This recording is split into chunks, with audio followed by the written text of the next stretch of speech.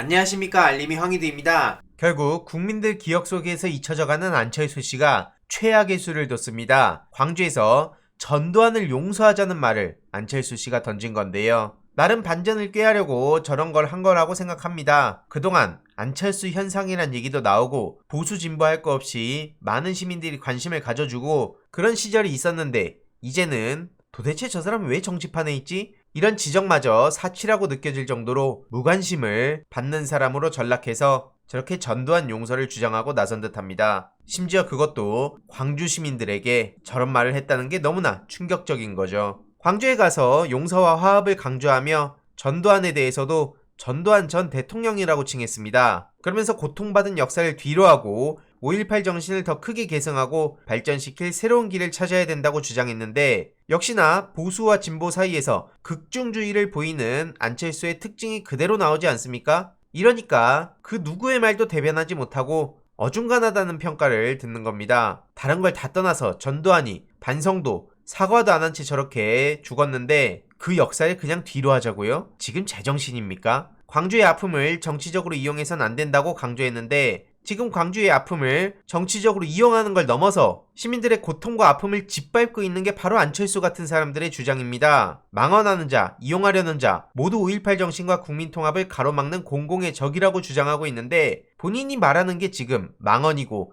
이용하려는 거 당신만 빼고 대부분의 사람들이 다 알고 있습니다. 그러면서 비판한다면 기꺼이 감수하겠다. 그렇지만 언제까지 이렇게 살 수 없지 않냐? 라고 돌파하겠다는 의지를 보였는데 번지수 잘못 찾았고요. 이대로 안철수의 정치 생명도 사실상 끝이 났다고 생각합니다. 이에 대해서 많은 시민들이 분노를 표출할 수밖에 없는 상황인 겁니다. 안철수 말 그대로 적용하면 일본도 용서하자 되는 거고, 그러니까 범죄를 저지른 사람들이 저런 식으로 어떻게든 시간만 질질 끌면서 국민들 피곤하게 만들고 혹은 잊혀지게 만들고, 그러면서 결국엔 과거의 얘기로 치부하고 미래로 나가자, 이 뻔한 레파토리 아닙니까? 시민들을 우습게 하는 것도 정도껏 해야죠. 전두환 사과도 안 하고 오히려 그걸 정치적으로 이용한 사람들이 바로 국민의힘에 있는데, 그런 걸 다 덮어두고 미래로 가자는 게 이러니 이렇게 엄청난 많은 비판의 목소리가 나오고 있는 거고요. 만약에 안철수 본인의 가족들이 저런 피해를 당했더라도 저런 얘기가 쉽게 나왔겠습니까? 그리고 본인이 뭔데 용서를 해라 마라 하는 겁니까?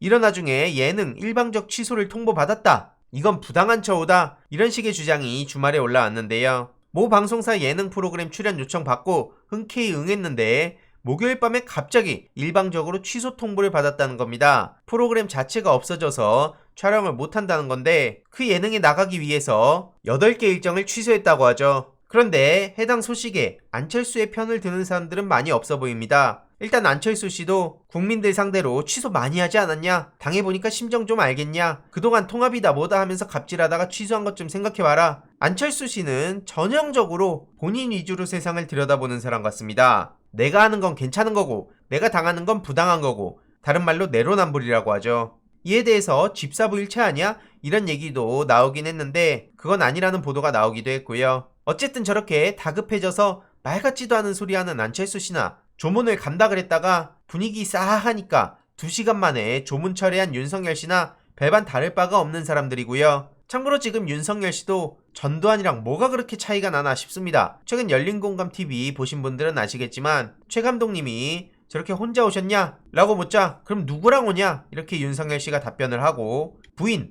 즉 김건희랑 같이 안 왔냐? 라고 묻자 저런 식으로 무시를 하는데, 중요한 건 윤석열 옆에 붙어있는 사람들이 진짜 너무나 큰 공포감을 준다는 겁니다. 쓸데없는 질문하고 있다면서 버럭 화를 내질 않나, 저런 식으로 계속해서 윽박 지르고요. 심지어 당신 같은 사람 막는 사람이다, 조용히 있어라, 이런 말을 대놓고 합니다. 그러면서 밀치고 발길질하고 아주 가관도 아니죠. 뭐 이거 그럴 수 있지 않나? 라고 생각하시는 분들이 혹여라도 계신다면, 만약 이재명 후보 곁에서 이런 일이 벌어졌다면 언론이 어떤 식으로 보도했을지 한 번만 생각해봐도 얼마나 심각한 상황인지 쉽게 알 수 있다는 겁니다. 이런 와중에 윤석열 곁에 있는 사람들 사이에서도 싸움이 벌어졌죠. 진중권 씨는 장제원 씨를 향해 차지철 역할을 한다, 그리고 장제원 씨는 진정한 정권교체 회방꾼이다, 그러면서 서로 저격을 하고 뭐 난리가 났는데요. 최근 진중권 씨가 장제원 씨를 향해 차지철 역할을 한다며 채용비리 김성태 임명, 철진한 지역주의 충청도 일정, 이런 건 웬만한 돌머리 아니고선 할 수 없는 발상이라며 이거 다 장지현 머리에서 나온 거라고 본다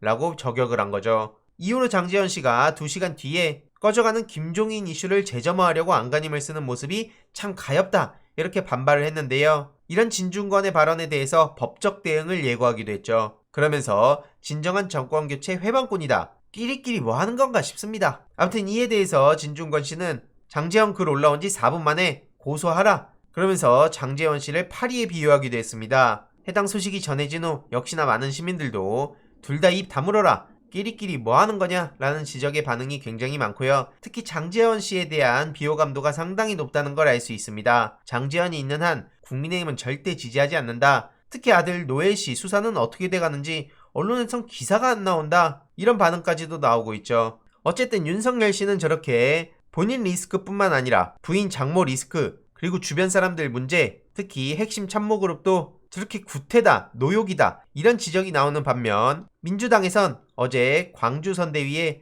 18살 고등학생 공동선대위원장 소식이 전해졌습니다. 일단 시각적으로 보더라도 정말 참신하지 않습니까? 말 그대로 파격이란 얘기가 나오는 거고요. 광주여고 3학년 재학 중인 남진희 씨는 광주고 학생회의 의장을 역임했고 청소년의 정치적 기본권 확장을 위해 애써온 청소년 활동가라고 합니다. 이후로 남 위원장은 뚜렷한 철학과 비전이 있는 대통령, 약속한 건 반드시 지키는 대통령, 모두의 안전을 지켜주는 대통령, 우리의 이야기를 들어주고 공감할 수 있는 대통령, 국민과 언제나 함께할 대통령을 바란다고 강조했는데 머릿속에 윤석열과 이재명을 딱 놓고 봤을 때 윤석열 후보가 이재명 후보와 비교도 안 된다는 걸 쉽게 알 수 있습니다. 해당 소식을 접한 후 이거 보고 이재명 찍기로 했다. 이런 밈뿐만 아니라 청년, 청소년이 우리 사회의 주인공이 맞다. 부당한테 이 나라 맡길 수 없다. 이런 반응들이 나오고 있고요. 해당 청소년뿐만 아니라 작곡가, 사업가, 시각장애인, 영화감독 등등 10대부터 30대 사이의 외부 인사도 대거 영입됐습니다. 해당 소식을 보며 저도 유튜브 커뮤니티에 글을 간단히 남기기도 했는데